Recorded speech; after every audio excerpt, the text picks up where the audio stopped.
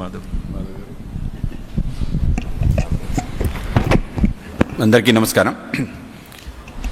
ఒక కల్తీ మనస్తత్వం అలాగే కల్తీ పాలనతో వచ్చిన ఏదైతే పర్యవసానం ఉందో మనం చూడటం జరిగింది. మన దేవాలయ వ్యవస్థల యొక్క వ్యవస్థని దిగజార్చే ప్రయత్నం, పవిత్ర మూర్తుల పైన దాడులు చేయటం, సుమారు 200 పైగా దేవాలయాలు గత ప్రభుత్వ హయాంలో దాడులు జరిగి అవి తుంటరి చర్యలుగా దాన్ని పక్కన పెట్టే ఒక ప్రయత్నం, అలాగే దేవాలయ వ్యవస్థలో ఉండే అనేక రకాల విషయాలపైన చేస్తున్న అనేక రకాల విషయాల యొక్క పరాకాష్టే తిరుమల తిరుపతి దేవస్థానం సంబంధించిన కల్తీ లడ్డు వ్యవహారంగా మేము భావిస్తాం.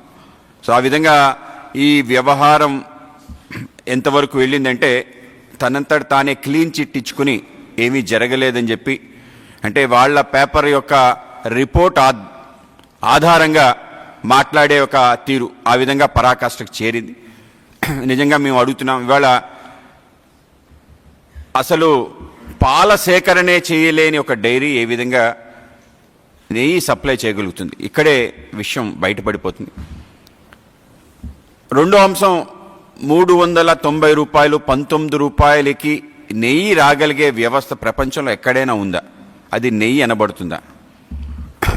నెయ్యి కాని నెయ్యితో లడ్లు తయారు చేసిన తీరు ఏదైతుందో దీన్ని కూడా తప్పనిసరిగా మనం ఆలోచించాలి. అలాగే ఏదైతే రిపోర్ట్లో సింథటిక్ నెయ్యితో, అంటే ప్రజల ఆరోగ్యం కెమికల్స్తో దాన్ని తయారు చేయటం, ప్రజల ఆరోగ్యంతో ఆడుకునే తీరు,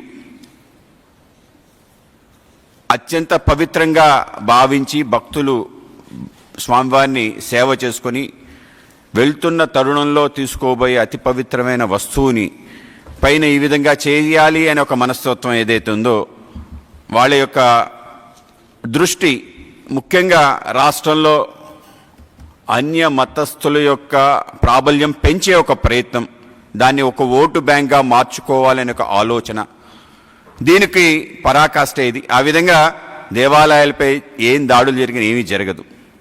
పవిత్రమైన లడ్డు ప్రసాదాన్ని కూడా దాని పవిత్రత తగ్గించినా కూడా ఏమీ కాదు. ఆగమాలు అలాగే మిగతా అన్ని వ్యవస్థలు, సేవలు, వీటన్నిటిలో భగ్నం కలిగించే విధంగా నిబంధనలన్నీ కూడా తిలోదాఖలాలు ఇచ్చి ముందుకెళ్తున్న తీరు, అలాగే రివర్స్ టెండరింగ్ చేయటం జరిగింది. ఏ విధంగా నిబంధనలు అనేవి తొంగలో తొక్కి అనేక రకాల పేరాలు మార్చి ఎవరికైతే అర్హత లేదో అర్హత లేని వాళ్ళని తీసుకురావటం, కేవలం తిరుమల తిరుపతి లడ్డు విషయం కాదు, అనేక రకాల విషయాలు సేకరణ కాదు, రాష్ట్ర వ్యాప్తంగా జరుగుతున్న పెద్ద పెద్ద ప్రాజెక్ట్స్ దగ్గర కూడా అక్రమార్కులకి ఈ విధంగా ఇచ్చే ఒక వాళ్ళకి ఇవ్వాలి అనే ఒక ఆలోచనలో భాగంగా జరిగిన వ్యవస్థ. ఆ విధంగా గత ప్రభుత్వంలో చూడటం జరిగింది. అది లడ్డూను కూడా వదలలేదు అంటే దీనికన్నా దారుణం ఇంకోటి లేదు. ఆ విధంగా ఉన్న వ్యవస్థ. అయితే ఇవాళ నిన్న ఆయన బేషరతుగా క్షమాపణలు చెప్పాలని చెప్పాడు. నిజంగా మేము అడుగుతున్నాం, ఎందుకు ఎవరు క్షమాపణలు చెప్పాలి? ఇవాళ ఏవైతే ల్యాబ్ రిపోర్ట్స్ని పక్కన పెట్టి మీ పేపర్ ఇచ్చిన అబద్ధాలపైన క్షమాపణలు చెప్పాలా అని చెప్పి అడుగుతున్నాం. ఇవాళ పవిత్రమైన నెయ్యి బదులు ఇవాళ సింథటిక్ నెయ్యి వాడినందుకు క్షమాపణలు చెప్పాలా? అలాగే సుమారు 250 కోట్ల పైగా దీంట్లో చేతులు మారాయని చెప్పి విస్పష్టంగా తెలుస్తుంది, అందుకు క్షమాపణలు చెప్పాలా? అంటే స్వామివారి యొక్క నిధులు దుర్వినియోగం అయిన క్షమాపణలు చెప్పాలా? సుమారు 58 లక్షల కేజీల యొక్క నెయ్యి దీనికి వాడినట్టు, అంటే ఎవరైతే నిబంధనలు లేకుండా అక్రమ మార్గంలో నెయ్యిని కూడా చేయలేని యొక్క వ్యవస్థలు కలిగిన వ్యక్తుల ద్వారా వాళ్ళ యొక్క సంస్థల ద్వారా తెచ్చిన నెయ్యికి సంబంధించి చెప్పాలా? అలాగే అన్య మతస్థుల్ని పెద్ద ఎత్తున చైర్మన్లుగా, మెంబర్లుగా, అనేక రకాల ఉద్యోగస్తులుగా పెట్టి పవిత్రతను భంగం కలిగించే అనేక రకాల ఉద్దాంతాలు జరిగినందుక అని చెప్పి మేము ప్రశ్నిస్తున్నాం.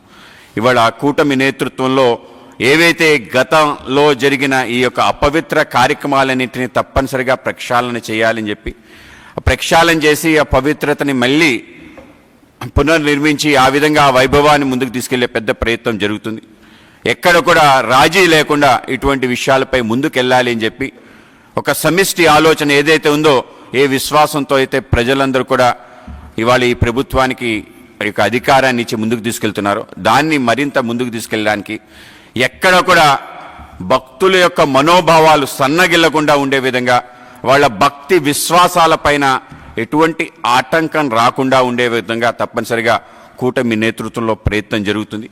అలాగే ఏ ప్రయత్నం ద్వారా భగ్నం చేయాలనుకున్నా ఇది మరీ పునరావృతం కాకుండా నిబంధనలు కఠినాతి కఠినంగా పెట్టి స్వామివారి సంబంధించిన కైంకర్యాలు సేవలు అలాగే ముఖ్యంగా ఈ యొక్క ప్రసాదాలు ఏవైతే దిట్టం అంటారో సుమారు 100,000 సంవత్సరాల క్రితం రాయటం జరిగింది. అది గ్రంథస్థం కూడా చేయటంది.